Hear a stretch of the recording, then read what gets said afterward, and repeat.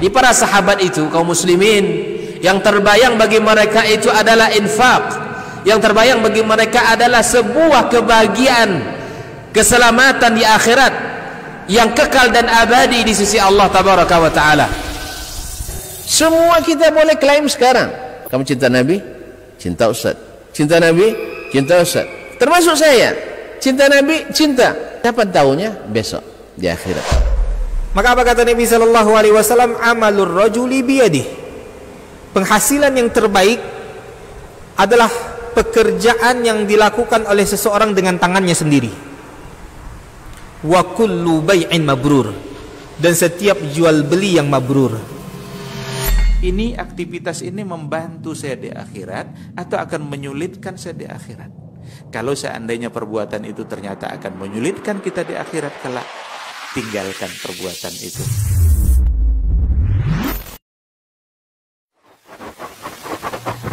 Barometer amal kita saleh tak salehnya di salat kita. Bila salat kita ikhlas dan sesuai dengan sunnah Nabi SAW, maka insya Allah amalan yang lain mengikuti. Ini aktivitas ini membantu saya di akhirat atau akan menyulitkan saya di akhirat? Kalau seandainya perbuatan itu ternyata akan menyulitkan kita di akhirat kelak, tinggalkan perbuatan itu. Anta ni'mal jund. Kamu adalah sebaik-baik prajurit. Coba lihat. Kamu adalah sebaik-baik prajurit. Maka tujuannya adalah menghancurkan kehidupan rumah tangga.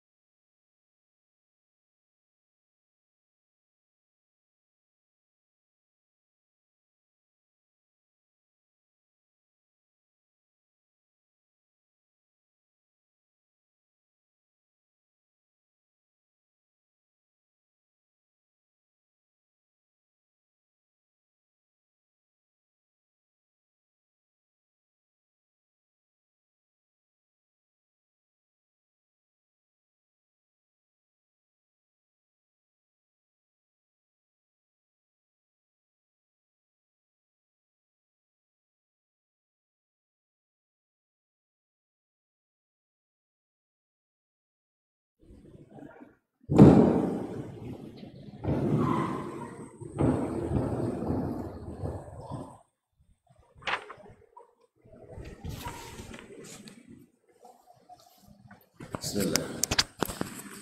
Assalamualaikum warahmatullahi wabarakatuh. Innal hamdalillah nahmaduhu wa nasta'inuhu wa nastahdihi wa nastaghfiruhu wa natubu ilaih wa na'udzu billahi min shururi anfusina wa sayyiati a'malina may yahdihillahu fala mudilla lahu wa may yudlil fala hadiya lahu. Asyhadu an la ilaha illallah wahdahu la syarika lah wa asyhadu anna Muhammadan abduhu wa rasuluh la nabiyya ba'dah. Ya ayyuhalladzina amanu taqullaha haqqa tuqatih wa la tamutunna illa wa antum muslimun. Ya ayyuhan nas ittaqu rabbakum alladzi khalaqakum min nafsin wahidah wa khalaqa minha zawjaha wa batha minhuma rijalan katsiran wa nisaa wattaqullaha allazi tasaaluna bihi wal arham innallaha kana 'alaikum raqiba. Ya ayyuhalladzina amanu taqullaha wa qulu qawlan sadida yuslih lakum a'malakum wa yaghfir lakum dhunubakum wa may yuti'illaha wa rasulahu faqad faza fawzan 'azima. Amma ba'du, fa inna asdaqal hadithi kitabullah wa khairal hadi hadi Muhammadin sallallahu alaihi wasallam wa syarrul umuri muhdatsatuha wa kullu muhdatsatin bid'ah wa kullu bid'atin dhalalah. Ma'asyiral kiram, Bapak dan Ibu-ibu, saudara-saudara dan saudari jemaah salat maghrib dan insyaallah isya di Masjid Utsman bin Affan radhiyallahu anhu di Bukit Sendayan, yang saya muliakan, saya hormati, yang saya cintai, ataupun yang menyaksikan melalui media dimanapun berada. Alhamdulillah, kita bersyukur kepadanya pada kesempatan yang mulia ini kita masih diizinkannya untuk sama-sama berada di salah satu dari rumahnya. Mudah-mudahan kita menjadi tamu yang berkesan sehingga di saat kita selesai masing-masing dapat bingkisan, yaitu berupa ilmu, iman dan ampunan dari Allah tabaraka wa ta'ala. Ma'asyiral kiram, tak lupa pula kita berselawat dan salam kepada baginda Nabi alaihi salatu wassalam yang telah mewariskan kepada kita ilmu yang sangat banyak ini, ya, yang siapa mengambil bagian daripadanya mendapatkan bagian yang besar. Mudah-mudahan kita mendapat bagian yang besar itu dengan mengetahuinya, memahaminya, kemudian mengamalkan dan mendakwahkannya. Ma'asyiral kiram, masih bersama Imam Al-Bukhari rahimahullah melalui kitabnya Al-Jami' As-Sahih Al-Musnad. Masih dalam kitab Al-Wudu, bab yang ke-33. Qala rahimahullah, babul ma'il ladzi yughsalu bihi sya'rul insan. Bab tentang air yang dibasuh dengannya rambut manusia. Itu air yang dengannya dibasuh rambut manusia. Apa hukumnya? Ya, apakah najis atau tidak najis? Sebab kalau najis tidak boleh masuk ke dalam bejana tempat wuduk kita atau tempat mandi kita. Dan kalau tidak, berarti kalau masuk dari percikan air yang untuk membasuh kepala itu masuk ke dalam air wudhu atau masuk ke dalam air untuk mandi, maka tetap boleh dipakai. Nah, zahirnya wallahu taala alam, seperti kata Imam Ibnu Hajar rahimahullah, Imam Al-Bukhari rahimahullah, mazhabnya adalah bahwa hukum air tersebut adalah at-taharah, adalah suci. Apa sebab? Alasannya li'annal mughtasil qad yaqa'u fi ma'i ghaslihi min sya'rihi. Sebab orang yang mandi, ini bicaranya tentang mandi wajib nih ya. Nah, Orang yang mandi bisa saja masuk air ke dalam bejananya dari bekas atau percikan dari kepalanya atau dari rambutnya. Andainya dia najis, pasti ikut pula air itu bernajis karena bertemu dengan air yang bekas membasuh rambut. Intinya, dan ini tidak dinukil dari Nabi sallallahu alaihi wasallam, wa yunqal an Nabi sallallahu alaihi wasallam annahu tajannaba dzalika fi ightisalihi. Nabi menghindari itu ketika mandinya. Ya, kalau seandainya najis, tentu Nabi menjauh dia kan, jangan sampai masuk air yang disiramkan ke rambutnya ke dalam bejana. Sebab kita tahu ketika Nabi alaihissalam mandi, setelah beliau bersih-bersih di tempat keluarnya najis, itu tempat keluar air BAB dan BAK-nya, kemudian beliau berwudu seperti wudu salat. Setelah berwudu, beliau pertama kali menyiram kepalanya 3 kali. Itu kan? Nah, tidak dinukil dari Nabi SAW ketika menyiram kepalanya menjauhkannya dari embernya. Karena orang dulu tidak ada pakai keran shower yang tidak ada, semuanya pakai ember, pakai bejana. Tidak dinukil dari Nabi beliau menjauhkan kepalanya dari situ. Berarti kalau tidak dijauhkannya kepalanya, berarti tidak perlu kita menjauhkan. Dan kalau tidak perlu menjauhkan, berarti air bekas cucian kepala itu tidak najis, karena rambut kita tidak najis. Nah, akan disebutkan oleh Imam Bukhari tentang dalil-dalil tentang tidak najisnya rambut orang atau rambut manusia.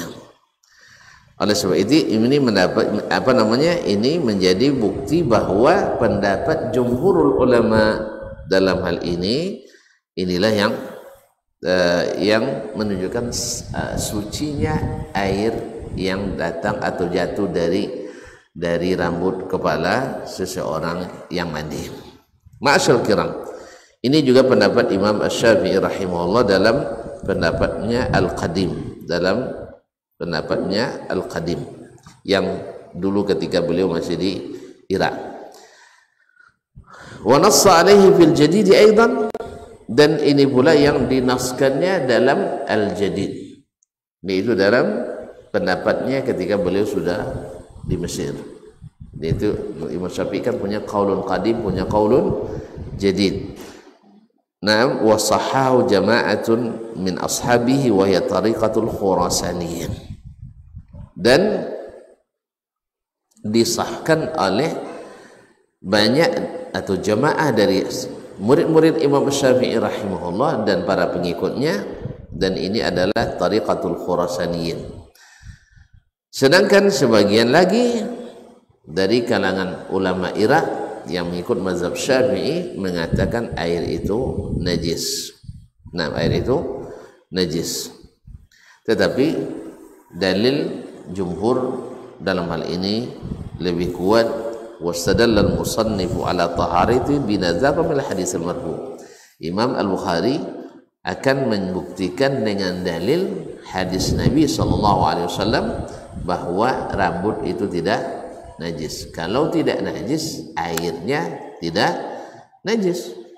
Karena konsepnya kalau dia najis, pasti air yang dipakai untuk memasuhnya najis. Tapi karena dia tidak najis, maka airnya tidak najis. Nah, ma'asyarul kiram dirahmati Allah Subhanahu wa taala. Tapi ada pula yang mengatakan rambut Nabi beda dengan rambut selain Nabi. Karena Nabi itu suci, kalau yang lain tidak. Tetapi ini dijawab oleh Ibnul Munzir dan Al-Khattabi rahimahumullah, dan salah keduanya bahwa pengkhususan sesuatu itu perlu dalil. Ya, perlu dalil. Tidak bisa hanya dengan pakai kira-kira tadi. Oh, Nabi bersih. Kalau gitu nanti orang Quraisy dulu Orang Quraisy dulu sebelum Nabi diangkat jadi Nabi, mereka dengan perkiraan itu membuat hukum baru. Banyak hukum baru yang mereka buat, diantaranya bahwasanya orang-orang Mekah karena tinggal di tanah suci, orangnya suci, sehingga orang yang tinggal di luar Mekah tidak dijamin suci. Apa dalilnya? Pikiran dan perasaan. Tidak ada dalilnya, ya kan? Akhirnya apa yang mereka lakukan? Disuruhlah orang-orang yang datang dari luar Mekah bila ingin ihram atau ingin tawaf di Ka'bah, karena Ka'bah itu suci menurut mereka, padahal dikotorinya dengan syirik kan, maka mereka wajibkan atau mereka syariatkan syariat baru, yaitu mungkin bid'ah hasanah namanya sekarang ya, dibuat syariat baru, yaitu siapa yang ingin ihram mesti memakai pakaian orang Makkah yang suci-suci itu. Jelas? Nah, bila tidak ada kain orang Mekah, baik karena stok sudah habis atau tak bisa sewa atau beli, maka wajib menanggalkan pakaiannya sendiri, alias tawaf dalam keadaan tidak berpakaian. Ini gara-gara menetapkan sesuatu tanpa dalil, sehingga lahirlah bid'ah. Ya menurut mereka bid'ah hasanah itu, sebab menambah penghasilan ahli penduduk Mekah karena sewa. Nah, akhirnya terjadilah kemungkaran di depan Ka'bah. Mana yang lebih berat? Ya, orang tawaf dengan pakaian bernajis dengan tawaf tanpa pakaian. Hah? Mana lebih berat? Tapi di pikiran orang jahiliyah lebih berat pakai pakaian bernajis daripada tanpa pakaian. Itulah jahiliyah. Sama sekarang jahiliyah masa modern ini, orang yang pakai jilbab maksud saya, pakai cadar lebih berbahaya dari yang pakai apa lawannya? Cadar daripada bikini. Bikini itu kebebasan mengekspresikan keinginan, ya Pak ya? Nggak apa bikini? Nggak apa bikini? Nggak, alhamdulillah, alhamdulillah. Nah, dianggap itu kebebasan, sedangkan pakai cadar itu adalah menakutkan, karena pikirannya jahiliyah. Mereka rela membiarkan orang tawaf telanjang gara-gara supaya tidak pakai pakaian yang tidak suci. Allah musta'an. Kalau itu sebenarnya bisa dijawab dengan logika jahiliyah juga dipakai. Kalau gitu nanti ujung-ujungnya yang bukan ahli Makkah, yang kotor kan bukan pakaiannya aja, termasuk badannya, termasuk jiwanya, tak boleh tawaf di Ka'bah nanti. Akhirnya yang tahu hanya Ka'bah. Kok tidak gitu mereka? Nah, kenapa tidak diputuskan seperti itu? Rugi ahli Makkah, tidak ada yang datang. Akhirnya itulah aturan manusia, kaum muslim manusia selalu kalau ada patwi, hilang patwi ke 7. Patutnya juga tidak boleh tahu mereka. Apa salah? Karena yang tidak suci itu bukan hanya pakaiannya, tapi juga jiwa dan badannya, karena mereka tinggal luar Mekah. Tapi tidak mereka tetapkan itu. Apa pasal? Karena merugikan atau mengurangi penghasilan. Allah musta'an. Baiklah kaum muslimin, balik ke sini bahwa sebagian seperti sebagian mengatakan dia bahwa rambut Nabi khusus tanpa dalil kan, maka dijawab oleh Imam Ibnu Munzir dan Al-Khattabi dan keduanya, ini perlu dalil karena tidak bisa dikatakan khusus, sebab kalau demikian nanti orang akan menolak syariat dengan dalih ini khusus Nabi, dan itu banyak yang terjadi bahwa hadis tak bisa lagi dipakai sekarang karena khusus di zaman Nabi. Harus secara kontekstual, tidak cukup dengan tekstual saja. Akhirnya mereka tidak mau menerapkan sunnah Nabi Sallallahu Alaihi Wasallam. Misalnya ketika kita menyebut Nabi suka pakai gamis, pakaian yang paling suka Nabi adalah gamis, lalu dikatakannya enggak, itu khusus di zaman Nabi karena Nabi orang Arab, oleh sebab itu pakai gamis tidak dianjurkan. Taib, seharusnya juga kita pikiran sama. Jas ini juga kesukaan orang Barat dan tidak sesuai juga dengan iklim tropis Indonesia. Jelas ya? Mana yang lebih senang, pakai gamis atau pakai jas? Mana yang lebih senang? Senang gamis lagi, bahannya tipis, sakunya besar, ya kan? Sakunya besar. Kalau peba dua-dua banyak tersimpan goreng dalam. Iya lah. Kalau jas panas, pakai dasi lagi. Subhanallah, awak dah buka dado masih kepanasan juga. Ini ditutup pakai dasi, tidak sesuai dengan negeri kita. Tapi dia pakai itu. Alasannya, padahal itu bukan asli Indonesia. Nah, jadi pikiran terbalik ini banyak terjadi kaum muslimin muslimat dirahmati Allah. Jadi kita sebenarnya kalau mencintai Nabi pakai. Kalau itu mencintai orang non muslim, tampak di situ kan. Jadi kita cintanya pakai gamis karena Nabi SAW mencintainya. Oh, tidak boleh. Karena apa? Karena pikiran terbalik tadi. Ma'asyiral kiram dirahmati Allah Subhanahu wa taala. Baik. Kemudian jawab oleh Imam Al-Khattabi rahimahullah bahwa khususian ini tidak boleh ditetapkan kecuali dengan dalil. Karena hukum asalnya semua yang dilakukan Nabi, semua yang ditetapkan Nabi berlaku secara umum, tidak boleh dikhususkan kecuali ada dalil yang mengkhususkannya. Ma'asyiral kiram dirahmati Allah Subhanahu wa taala. Kemudian kalau seandainya ini dikatakan nanti ada efek-efek hukum lainnya, turunannya. Misalnya Nabi dalam hadis Aisyah radhiyallahu anha, Aisyah melihat bekas mani di sarung Nabi sallallahu alaihi wasallam. Lalu Nabi Aisyah mengoreknya dengan apanya? Dengan kukunya. Nah, di situ para ulama mengatakan bahwa mani tidak najis.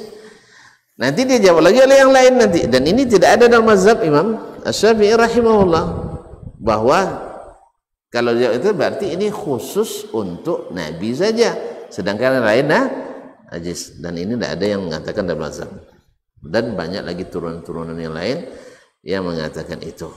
Oleh sebab itu tidak boleh ada pengkhususan kecuali dalil, dengan dalil. Sama juga dengan ibadah-ibadah tertentu tidak boleh disebutkan, ditentukan secara khusus kecuali dengan dalil. Sebagaimana yang khusus, misalnya khususnya Nabi, tidak boleh pula dilakukan oleh umatnya. Kalau itu khusus Nabi, tidak boleh dilakukan umatnya kecuali dengan dalil pula.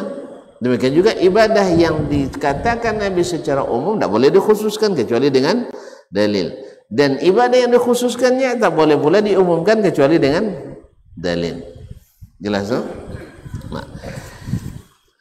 Jadi kalau pakai dalil sudah payah buat gambarnya. Mana payah? Justru mereka yang senang, awak yang payah buat gambar. Nah, dulu mereka kalau pakai dalil jarang berbantah.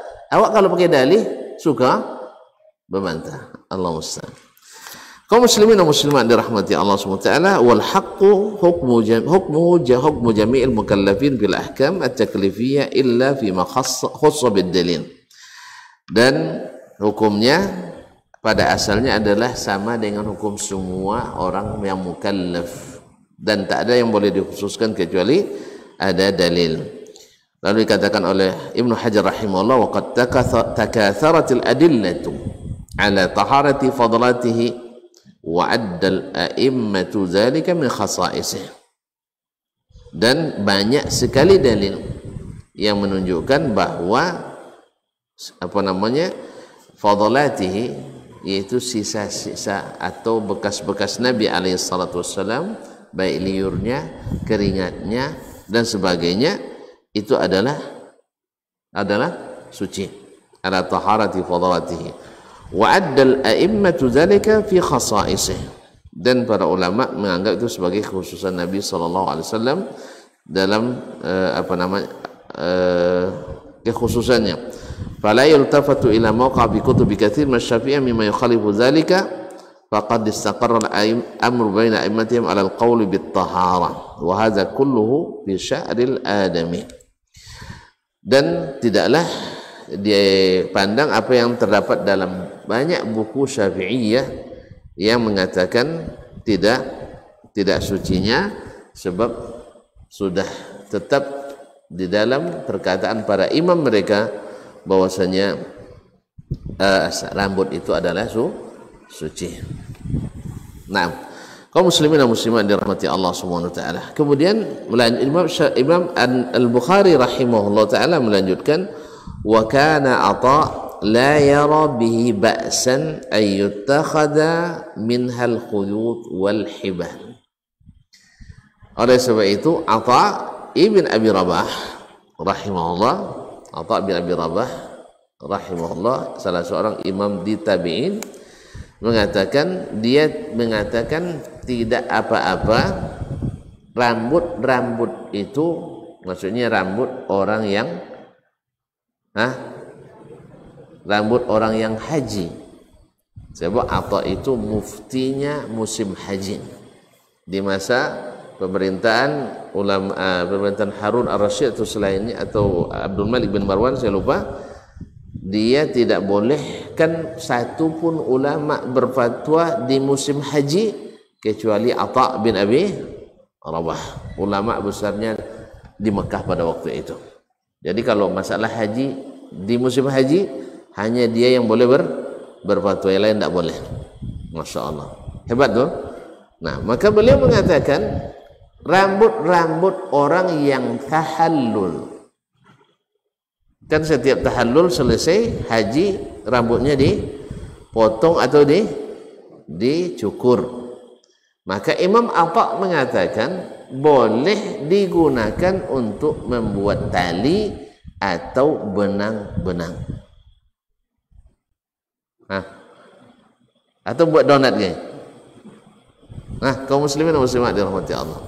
Karena ada kabarnya itu jadi bahan dasar pengembang donat. Pernah nggak? Maka hati-hati boleh donat. Sebab tidak semua yang tidak najis boleh dimakan. Ini kan meja kan tidak najis nih kan? Boleh dimakan?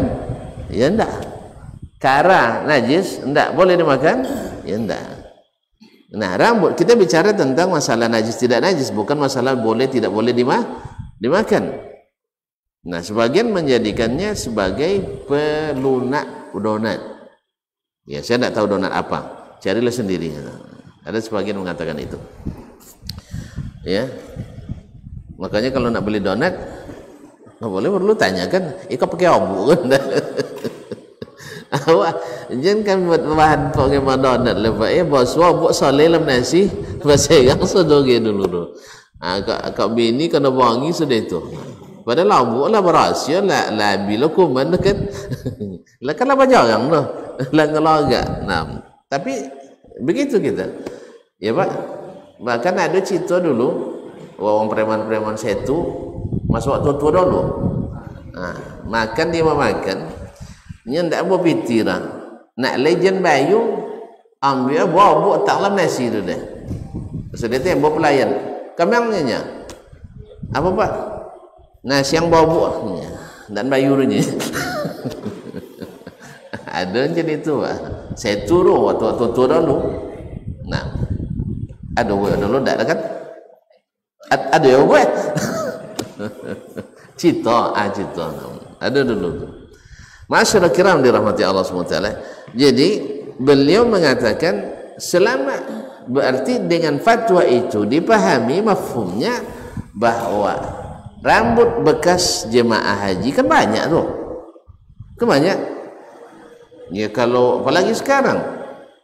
Sekarang ini berapa jemaah? Ya kalau dicukur rambut tuh ada sekilo tuh. Oh enggak. Rambut ringan ya. Kalau siapa paling pandai abu sikau cuk cukup apa boleh. Artinya ini boleh dipakai untuk bikin tali, bikin benang. Tapi untuk makan? Untuk makan? Enggak. Nah, jadi selalu. Jadi kenapa boleh dipakai?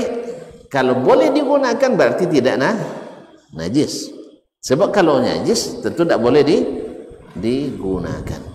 Jadi Atha bin Abi Rabah, muftinya musim haji ya di masa pemerintahan Bani Umayyah, dia itu berfatwa boleh rambut-rambut jemaah haji atau umrah yang berserakan itu digunakan untuk membuat tali atau menjadi benang. Bapak cara kan ya? Itu urusan tonton mengolah tu. Ya, untuk mengolah tu yang pandai. Boleh dipakai digunakan untuk bahan-bahan yang lain selama tidak dikonsumsi. Kalau itu dipakai boleh, diproduksi boleh. Yang disebutkan oleh beliau pada saat itu adalah bikin benang atau tali temali untuk mengikat. Kemudian beliau mengatakan wasu'ril kilabi wa mamarriha fil masjid. Termasuk juga dalam bab ini bab tentang air liur anjing. Air liur anjing dan lewatnya anjing di dalam masjid. Apa hukumnya? Itu tidak kerangkeng ya. Nah, zahirnya wallahu taala alam. Zahirnya wallahu taala alam nanti akan dijelaskan dalam bab khusus dalam masalah ini dalam kitab Sahih Bukhari. Apa panjangnya lu? Nanti kan ada bab khusus tentang ini. Zahirnya di bab ini Imam Al-Bukhari rahimahullah juga mengatakan ini sesuatu yang tidak bisa dielakkan. Sesuatu yang tidak bisa dielakkan. Seperti dalam fatwa Imam Az-Zuhri nanti dalam judul bab ini wa mamarriha fil masjid, dan lewatnya anjing dalam masjid. Karena dulu masjid Nabi kan dari tanah, jadi tidak berpintu pula, tidak ada. Kadang-kadang anjing lewat dan nah, di dalam riwayat lain ada kalimat wa akliha. Bahkan kalau anjing itu makan di dalam masjid, mungkin dapat tulang di luar ya, sudah itu bawa ke dalam masjid. Anjing kan tak, saya hebat anjing tetap puangai sancak-ancak pangai anjing tetap binatang. Ia tetap binatang. Dia tidak fikir nyerah ikam masjid untuk sampai orang salat atau apa. Nah, makanya awak jangan macam dia nyolah wangi-wangi kaum muslimin dan muslimat dirahmati Allah. Makanya di sini wallahu alam ini khilaf di antara ulama tentunya. Nanti akan ada pada masanya insyaallah taala, yaitu tentang kalau dia lewat anjing itu kan selalu liurnya menetes, ya kan? Nah, apakah ketika dia lewat dalam masjid atau makan dalam masjid itu boleh atau tidak, atau mesti disamak dan sebagainya? Nanti ada bab khusus dalam masalah ini. Tapi zahirnya dari cara Imam Bukhari menyebutkannya juga tidak mesti dibersihkan. Nah, wallahu a'lam. Wa qala Az-Zuhri, berkata Imam Az-Zuhri. Imam Az-Zuhri adalah Imamul A'immah, imamnya para imam. Dia murid-muridnya Imam Malik, murid dia itu. Imam Al-Auza'i murid dia. Ya, Imam Sufyan bin Uyainah muridnya, Sufyan Ats-Tsauri muridnya, dan masih banyak lagi para imam. Sebab beliau adalah satu dari 6 orang tabi'in yang menjadi perpusaran sanad hadis. Di masa tabi'in itu ada 6, ini 4 ya, 6 gini ya. Ini 6. Nah, 6 tabi'in di mana sanad-sanad hadis berporos pada mereka ini. Artinya hampir tidak ada hadis yang sanadnya kecuali melewati mereka. Jelas? walaupun sebagiannya ada diriwayatkan oleh yang lain, tetapi yang ada pada yang lain ada pada beliau, dan tidak semua yang ada pada beliau ada pada yang lain. Mereka ada 6 orang. Masih lupa? Kalau masih lupa saya ingatkan. 6.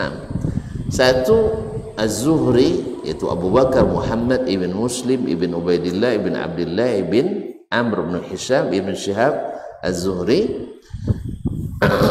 di Madinah.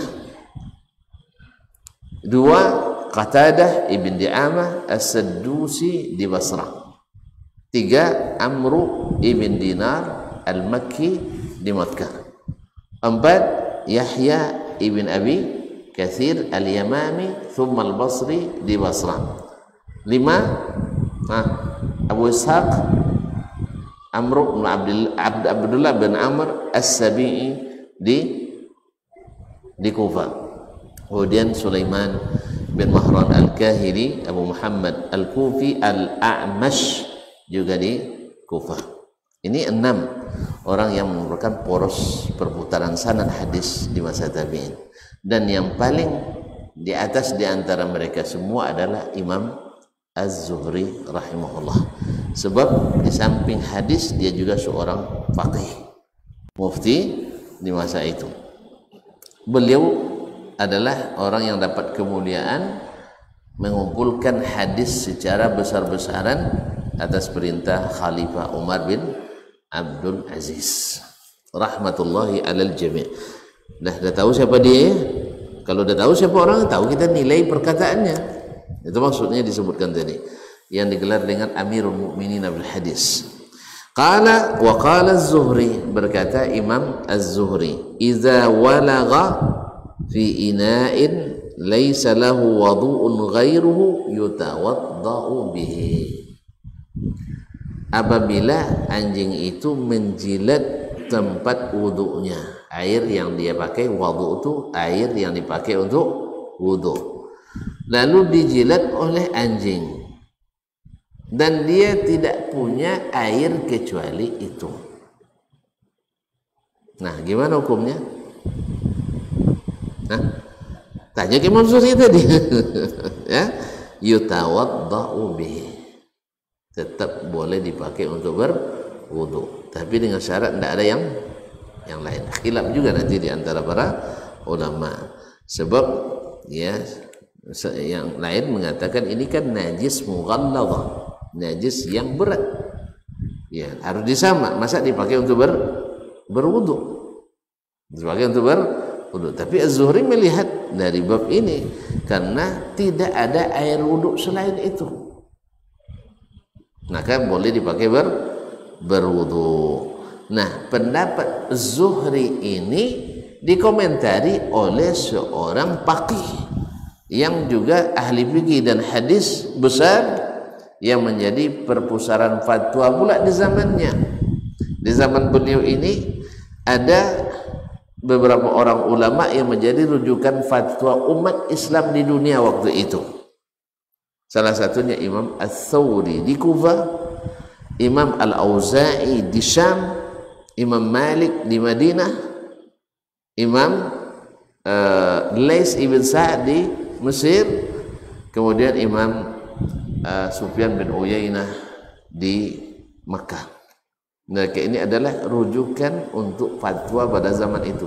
Salah satunya Imam Ats-Tsawri, Sufyan bin Sa'id ibn Masruq Ats-Tsawri alaihi rahmatullah.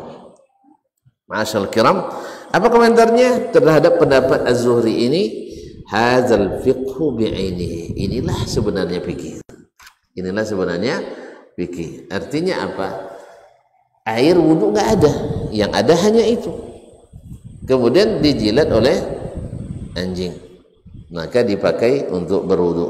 Nanti Imam Al-Auza'i lain lagi dia bilang dia berwudu kemudian bertayamum. Apabila dia ragu pada kesucian air tadi, maka dia bertayamum. Ini mungkin yang seperti ini di kita kan tidak ada nih. Awak jen kan dia pula. Lalu aja yang situlah bahasa yang itu kan. Karena kita kebanyakan air. Ini kan konteksnya memang di saat tidak ada air. Alhamdulillah kita melimpah nih, banjir pula gitu. Allah musta'an. Baiklah kaum muslimin dan muslimat dirahmati Allah, yaqulullahu ta'ala falam tajidu ma'an fatayammamu. Bila kalian tidak mendapatkan air maka bertayamum. Wa hadza ma'un, dan ini air. Jadi istimbatnya Zuhri itu kan boleh tayamum bila tidak ada air, dan ini ada air katanya. Dan ini ada air. Yang lain akan jawab, iya ada air, tapi airnya bernajis. Gitu. Nah, wa fin nafsi minhu syai'. Imam Al-Bukhari sepertinya tidak ridha dengan pendapat Az-Zuhri ini. Termasuk tidak ridha dengan pendapat Imam Ats-Tsauri ini yang mengomentari inilah fikih sebenarnya. Karena Allah berfirman tadi kan, falam tajidu ma'an fatayammamu sa'idan thayyiban. Kalau tidak ada air, kalian bertayamum. Dan ini ada air, kenapa kalian tayamum? Pakai untuk uduk katanya. Maka Imam Al-Bukhari mengatakan wa fin nafsi minhu syai'un. Atau Imam Ats-Tsauri, Imam As-Suli ini mengatakan dari Imam Ats-Tsauri rahimahullah, dalam hati ada sesuatu, dalam hati agak ragu. Oleh sebab itu yatawaddau bihi wa tayammam. Oleh sebab itu dia wajibkan tetap dipakai tapi ditambah dengan tayamum sebagai penghilang keraguan tadi. Ma'asyiral kiram dirahmati Allah Subhanahu wa taala. Apa namanya? Ini pendapat yang dikatakan oleh Imam Az-Zuhri, kemudian diamini oleh Imam Sufyan Ats-Tsauri rahmatullahi taala alaih. Ma'asyiral kiram dirahmati Allah. Adapun fatwanya Sufyan Ats-Tsauri, yaitu bertayamum setelah wudu dengan air yang dijilat oleh anjing tadi, karena beliau melihat bahwasanya air itu dikeragui. Air itu dikeragui. Apa sebab? Min ajli ikhtilaf. Karena terjadi ikhtilaf di antara ulama antara boleh dengan tidak boleh. Fahtata lil ibadah. Maka beliau berhati-hati karena ini masalah ibadah. Sebab itu tidak cukup hanya dengan wudu tapi tambah tayamum. Ini ijtihad beliau. Ini ijtihad beliau. Tapi ya wallahu alam, ya ini dijawab oleh yang lain. Kalau ini dipakai, akhirnya awalnya badannya bersih, suci. Tak perlu dia memakai air yang dikeragui najis. Akhirnya badannya najis. Minimal diragukan kesuciannya. Karena memakai air yang diragukan kesuciannya. Maka pendapat Ats-Tsauri ini tidak tidak direstui oleh sebagian besar ulama. Wallahu taala alam. Wa fi nafsi minhu syai'. Ini ada sesuatu dalam diri, kata Imam Al-Bukhari rahimahullah ta'ala. Oleh Imam Ats-Tsauri tadi dia katakan kalau hanya wudu ada keraguan dalam hati. Oleh sebab itu ditutupi keraguan ini dengan tayamum. Tetapi kata ulama lain, kalau demikian awalnya badan kamu suci, lalu pakai air yang tidak suci atau diragu sucinya, lebih baik tidak dipakai. Jelas kan? Itu dipakai sebab air yang najis sama dengan tidak ada air dalam masalah wudu. Jelas tak? Nah, ini ada air, ya, sama tapi bernajis, tidak ada air selain itu. Hukumnya sama dengan tidak ada air sama sekali. Karena najis tidak boleh dipakai. Najis tidak boleh dipakai. Masa najis untuk bersuci? Nah. Cuma Imam Ats-Tsauri melihat ini maskukun, diragukan karena terjadi ikhtilaf. Jadi segala masalah yang tidak sharih masalahnya dia menganggap sesuatu tidak diragukan. Oleh sebab itu yang para ulama mengatakan atau sebagian imam mengatakan yang lebih baik adalah air itu ditumpahkan saja karena sudah bernajis. Oh, berarti membuang-buang? Enggak. Membuang yang tidak membuang sesuatu yang tidak bermanfaat itu tidak termasuk dilarang. Contoh, Ya, awak lah banyak nasi tahu di rice cooker. Tiba-tiba sahur pagi lah basi. Itu dimakan juga? Hah? Makan pawi sepanjang hari gitu. Jadi tetap tidak makan karena nasi basi berbahaya bagi kesehatan karena ada sudah mikroba, sudah ada bakteri di dalamnya. Maka membuang sesuatu yang tidak bermanfaat apalagi bermudarat itu tidak dilarang. Sebagaimana membuang sesuatu yang dibolehkan oleh syariat tidak mubazir. Tidak mubazir. Wallahu taala alam. Kaum muslimin dan muslimat dirahmati Allah Subhanahu wa taala, sepertinya sudah azannya. Nah, kita azan dulu.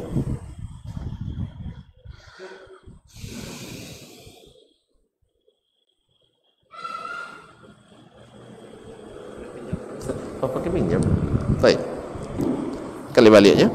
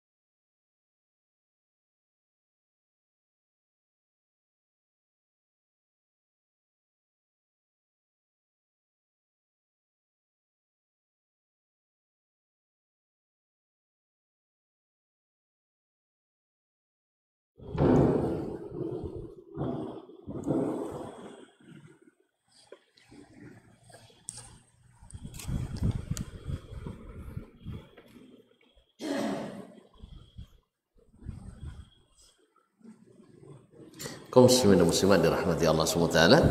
Jadi dalam bab ini Imam Al-Bukhari rahimahullah ingin membahas dua masalah, yaitu masalah hukum rambut anak Adam atau anak manusia. Yang kedua tentang ludah anjing, apakah tentang hukum keduanya. Masyaallah kiram dirahmati Allah. Nanti pertama beliau menyebutkan tentang hukum rambut dulu, tentang rambut wudu. Nah, apa munasabahnya dengan bab wudu atau kita berwudu? Karena orang berwudu mesti mengusap kepalanya dengan air, dan otomatis biasanya dia ngusap kepala tentu akan mengirai rambutnya, dan ketika dia mengginikan rambutnya pasti yang namanya air pasti memercik daripadanya. Oleh sebab itu dibahaslah atau dimasukkanlah ini dalam bab atau kitabu al-wudu. Demikian pula dengan tadi air liur anjing, karena air wudu di masa itu kemungkinan atau di masa sekarang kemungkinan juga dijilat oleh anjing, apa pula hukumnya. Qala rahimahullah, haddatsana Malik ibn Ismail, telah menceritakan kepada kami hadis ini Malik ibn Ismail, itu Malik ibn Ismail ibn Ziyad ibn Dirham Abu Ghassan qala haddatsana Israil, itu Israil ibn Isa ibn Yunus ibn Abi Ishaq as-Sabi'i, ya, an Asim, dari Asim bin Sulaiman al-Ahwal al-Basri, an Ibn Sirin, dari Ibn Sirin yaitu Muhammad ibn Sirin al-Basri rahimahullah ta'ala, faqih dan muhaddisnya Basrah. Qala qultu li Abidah, saya katakan kepada Abidah, yaitu Abidah ibn Amr as-Salmani. Abidah ibn Amr as-Salmani, beliau ini termasuk mukhadram, yaitu hidup di zaman Nabi tetapi tak sempat berjumpa dengan Nabi. Dia dah masuk Islam tapi tak sempat bertemu dengan Nabi sallallahu alaihi wasallam, maka dia dimasukkan dalam golongan at-tabi'in, dan dikenal dengan apa at-tabi'in tapi mukhadram, yaitu mukhadram artinya hidup di dua zaman, yaitu zaman Nabi dia hidup dan juga hidup di zaman tabi'in. Cuman dia tidak sempat bertemu dengan Nabi SAW, padahal ada 2 tahun itu, 2 tahun dia masuk Islam, 2 tahun sebelum Nabi wafat, tapi tidak sempat ke Madinah. Ya, kadang-kadang kita macam kita kadang-kadang tidak bisa melakukan perjalanan, ya, hidup di zaman ulama misalnya tidak sempat ketemu kan, walaupun hidup sezaman. Nah, ma'asyiral kiram dirahmati Allah SWT, indana min sya'rin Nabi sallallahu alaihi wasallam, saya katakan kepada Abidah as-Salmani, yaitu Muhammad bin Sirin. Muhammad bin Sirin ini disebut dengan min afdalit tabi'in, tabi'in yang paling, di antara tabi'in yang paling utama. Ya, terjadi khilaf siapa di antara tabi'in yang paling utama. Ada yang menyebut Sa'id bin Musayyib, ada yang mengatakan Muhammad ibn Sirin, ada pula yang mengatakan Uwais al-Qarni, ada pula yang mengatakan Al-Hasan al-Basri. Tapi kebanyakan ulama mengatakan Sa'id ibn Musayyib. Sa'id ibn Musayyib di Madinah. Nah, Muhammad ibn Sirin ini termasuk maula Anas ibn Malik. Nanti akan dari ceritanya Anas ibn Malik. Maka dia katakan maula itu adalah mantan hamba sahaya yang dimerdekakan oleh keluarga Anas ibn Malik. Qala indana min sya'rin Nabi sallallahu alaihi wasallam, kami punya rambut Nabi sallallahu alaihi wasallam, asabnahu min qibali Anas, yang kami dapatkan dari Anas ibn Malik, karena Anas itu adalah mantan tuannya. Berarti dia hidup bersama keluarga Anas. Dia hidup bersama keluarga Anas, maka dia dapat itu. Au min qibali ahli Anas, atau dari keluarga Anas. Ya, ragu perawi apakah langsung dari Anas atau dari keluarga Anas ibn Malik, karena Anas ibn Malik itu besar keluarganya. Beliau itu didoakan oleh Nabi banyak harta, banyak anak. Jelas dong? Sehingga sebelum dia wafat sudah menyaksikan lebih dari 100 orang anaknya. Makanya bini tidak boleh satu. Iya, masa itu, masa sekarang tidak boleh lebih dari satu. Jadi anaknya lebih dari 100. Maksudnya anak dan cucu sekali. Anak dan cucu. Beliau wafat dengan umur 103 tahun. Umurnya panjang juga, 103 tahun. Nah, Anas bin Malik rahimahullah didapat dari Anas atau keluarga Anas. Berkata faqala, berkata Abidah As-Salmani tadi, seorang ulama zuhud juga di masa tabi'in, Abidah bin Amr As-Salmani. Faqala la an takuna indi sya'ratun minhu ahabbu ilayya minad dunya wa ma fiha. Kalau saya punya sehelai rambut Rasulullah sallallahu alaihi wasallam, lebih aku cintai daripada dunia dan seisinya. Karena memang Nabi itu lebih mahal dari dunia dan seisinya sallallahu alaihi wasallam. Jadi dia juga berkeinginan dapat rambut Nabi alaihi salatu wassalam. Kalau kita ingin juga, iya, karena barakah. Setiap bagian dari tubuh Nabi SAW adalah barakah. Makanya ulama ijma atau sepakat mengatakan boleh bertabarruk dengan jasad Nabi SAW.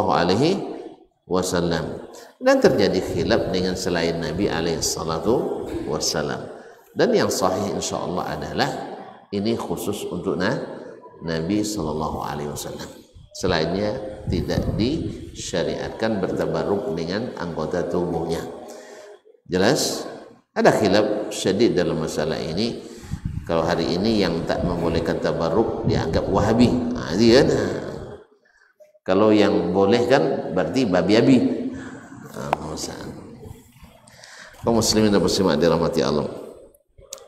La an takuna indi sya'ratun minhu ahabbu ilayya min ad-dunya wa ma fiha. Saya memiliki satu helai saja rambut Nabi SAW, lebih saya hargai, lebih saya cintai daripada dunia dan seisinya. Kalau kita pun kalau boleh dapat.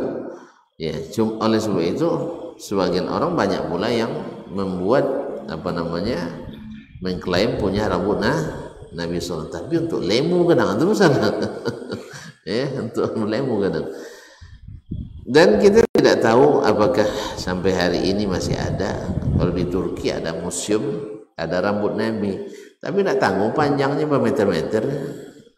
Nah, padahal rambut Nabi itu dalam syama'ilnya disebutkan sebahu. Kalau sebahu ada semeter, kecuali leher Nabi 1 meter itu, maka diragukan kebenarannya. Karena Nabi SAW memanjangkan rambut hanya sampai sebahu, tidak sampai ke pusar. Nah, ini kalau 1 meter lebih bisa sampai ke pusar, maka dikeragui apakah itu rambut Nabi alaihissalatu wassalam. Karena juga tidak diketahui apakah masih ada atau tidak.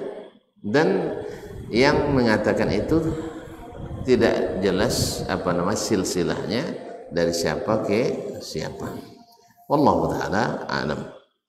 Ma'asyiral kiram dirahmati Allah Subhanahu wa taala. Saya berarti Imam Al-Bukhari rahimahullah memahami dari hadis ini kalau rambut itu boleh disimpan, berarti barangnya tidak najis. Itulah istinbat Imam Al-Bukhari rahimahullah. Berarti Imam Bukhari faqih juga ya. Imam Bukhari adalah faqihnya muhaddisin. Nah, makanya dia bilang dimasukkan dalam bab ini karena menjadi dalil bahwa rambut itu tidak najis, sebab menyimpan najis tidak dibolehkan. Nah, tidak dibolehkan. Maka rambut Nabi berarti rambut tidak najis. Ada klaim khusus Nabi juga sudah dijawab tadi oleh para ulama, tidak ada dalilnya. Kemudian berkata beliau, haddatsana Muhammad ibn Abdul Rahim, Muhammad ibn Abdul Rahim masyhur Al-Wasiti, qala akhbarana Sa'id bin Sulaiman, telah menyampaikan kepada kami hadis Sa'id bin Sulaiman juga Al-Wasiti. Nah, qala hadatsana Abbad, telah menyampaikan kepada kami Abbad, itu Abbad ibn Abbad Al-Muhallabi, qala an Ibni Aun, dari Ibnu Aun yaitu Abdullah ibn Aun Al-Basri, ya, salah seorang imam ahli sunnah di masanya di Basra. An Ibni Sirin, dari Ibnu Sirin.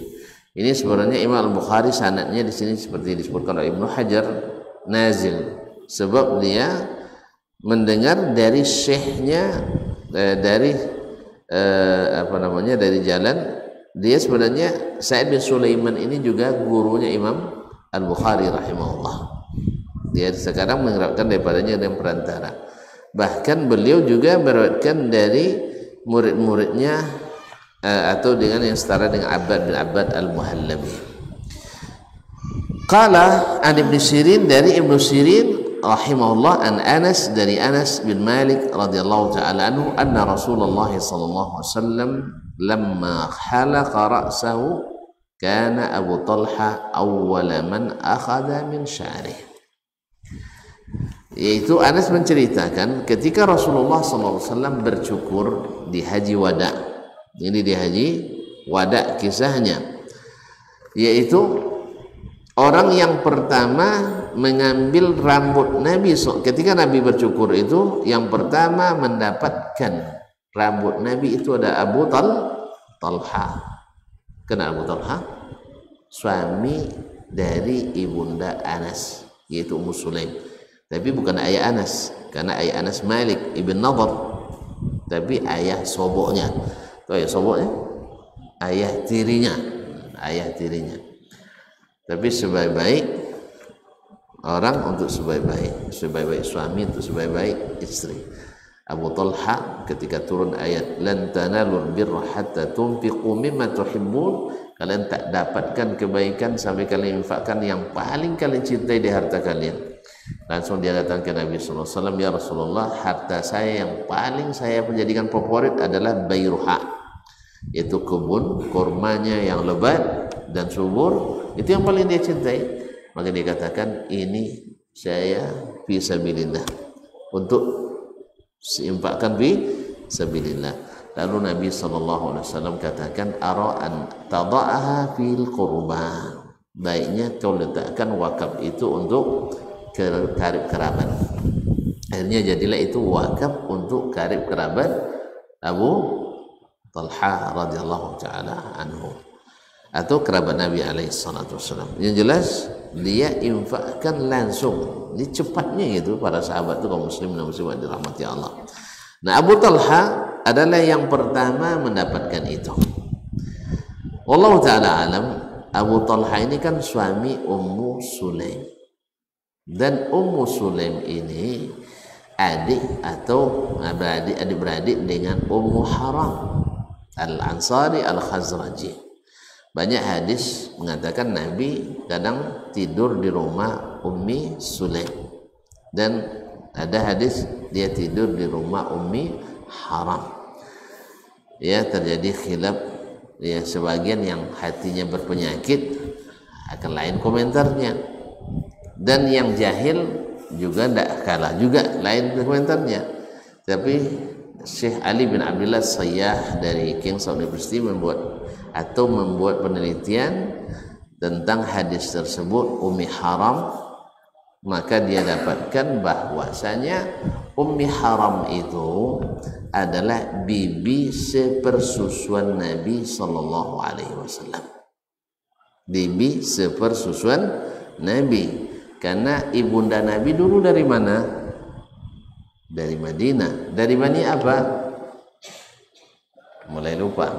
Bani Najjar. Najjar dari mana? Khazraj. Dan Anas ibn Malik atau Ummu Sulaim dari Bani An-Najjar, dari Khazraj. Berarti sesuku dengannya.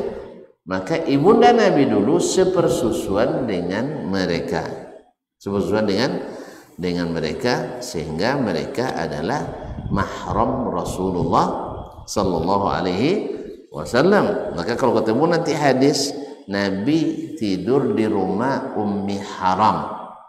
Ketika Nabi tidur berkeringat, dia berkeringat, maka Ummi Haram mengambil keringatnya dijadikan campuran minyak wangi, wangi sekali.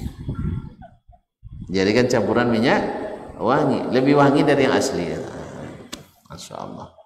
Bi abi wa ummi rasul ya anta ya Rasulullah sallallahu alaihi wasallam. Dia kaum muslimin dan muslimat. Nah, sebagian orang yang orientalis Nabi dianggap macam-macam gitu ya, tidur di rumah wanita lain. Yang lain bilang lagi, yang lemah-lemah iman mengatakan boleh kita tidur di rumah wanita lain karena tidak ditahqiq. Ternyata setelah ditahqiq, Ummu Haram adalah bibi sepersusuan Rasulullah SAW, dan Ummu Sulaim juga seperti itu. Nah, suami Ummu Sulaim itu Abu Talha, maka mendapat hadiah dari Nabi ketika Nabi dicukur oleh Abdullah bin Ma'mar atau Ma'mar bin Abdillah, ya, karena tukang cukur Nabi yang terkenal itu ada dua, yaitu Ma'mar bin Abdillah, dan ini yang mencukur Nabi di Haji Wada. Yang satunya adalah Khiras bin Amr, dan itu yang mencukur Nabi di Hudaybiyah ketika Nabi gagal untuk apa namanya, Khiras bin Umayyah. Saya bilang Amr tadi, Khiras bin Umayyah, dan ini yang mencukur Nabi di Hudaybiyah ketika terjadi perjanjian Al-Hudaybiyah tahun ke-6 Hijriah. Sedangkan yang menjadi pencukur Nabi di Haji Wada adalah Ma'mar bin Abdillah. Maka pertama dicukur oleh Nabi bagian sebelah kanan. Nah, langsung diambil rambut yang itu, diserahkannya ke Abu Talha. Ini untuk kamu, untuk keluargamu. Masya Allah, hadiah istimewa rambut Nabi SAW. Lalu dicukur sebelah kiri, lalu diserahkan lagi ke Abu Talha. Ini bagi-bagikan ke kaum muslimin. Mana banyak dapat? Keluarga Abu Talha, karena keluarga beliau. Kan tadi saya bilang, pupu saya Habibi sepersusuan Nabi alaihi salatu wassalam. Nah, inilah yang sampai, kok bisa sampai ke Ibnu Sirin? Ibnu Sirin tadi maula keluarga Anas ibn Malik. Dia adalah maula, mantan hamba sahaya yang dimerdekakan oleh keluarga Anas. Dari situlah dia dapat rambut Nabi sallallahu alaihi wasallam. Dan Abidah bin Amr As-Salmani juga merasa apa istilahnya ghibtah, beringin kalau andainya dia juga dapat walaupun sehelai rambut Rasulullah SAW. Dan kita pun andainya kita mendapatkan walau hanya setengah helai rambut Rasulullah SAW, tetapi bukan untuk dijadikan sebagai jimat dan sebagainya, tapi adalah untuk tabarruk yang disyariatkan oleh Allah dan Rasulnya SAW.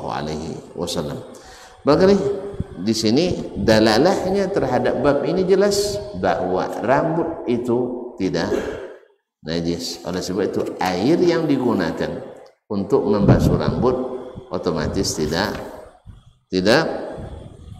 najis. Wallahu taala alam. Barangkali sampai di sini insyaallah kita sambung hadis selanjutnya tentang hukum masalah kedua tentang air yang atau tentang liur anjing yang menjilat bejana atau dia lewat dalam masjid atau makan dalam masjid, bagaimana hukumnya. Ya, sebab kalau seandainya nanti dikatakan harus dibasuh, dia makan di atas karpet bukan satu helai begini pula, karpetnya satu hamparan itu satu helai, payah nyucinya kaum muslimin muslimat dirahmati Allah. Insyaallah sampai waktu yang akan datang insyaallah taala. Terima kasih dan mohon maaf. Kita tutup. Subhanakallah bihamdik asyhadu an la ilaha illa anta astaghfiruka wa atubu ilaik. Wassalamualaikum warahmatullahi wabarakatuh.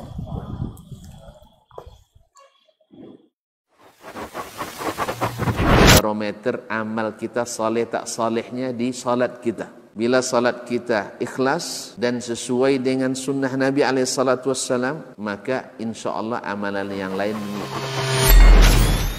ini aktivitas ini membantu saya di akhirat atau akan menyulitkan saya di akhirat.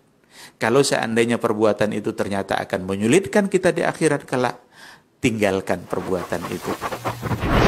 Anta ni'mal jund. Kamu adalah sebaik-baik prajurit. Coba lihat. Kamu adalah sebaik-baik prajurit. Maka tujuannya adalah menghancurkan kehidupan rumah tangga.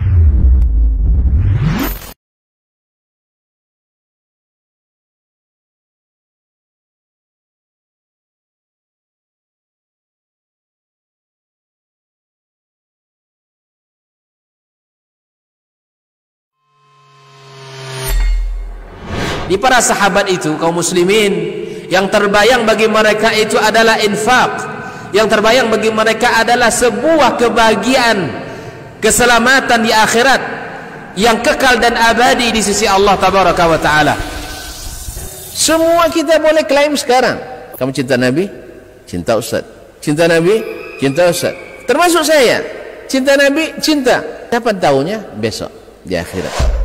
Maka apa kata Nabi SAW? Amalur rajuli biyadih. Penghasilan yang terbaik adalah pekerjaan yang dilakukan oleh seseorang dengan tangannya sendiri. Wa kullu bay'in mabrur. Dan setiap jual beli yang mabrur. Ini aktivitas ini membantu saya di akhirat atau akan menyulitkan saya di akhirat. Kalau seandainya perbuatan itu ternyata akan menyulitkan kita di akhirat kelak, tinggalkan perbuatan itu.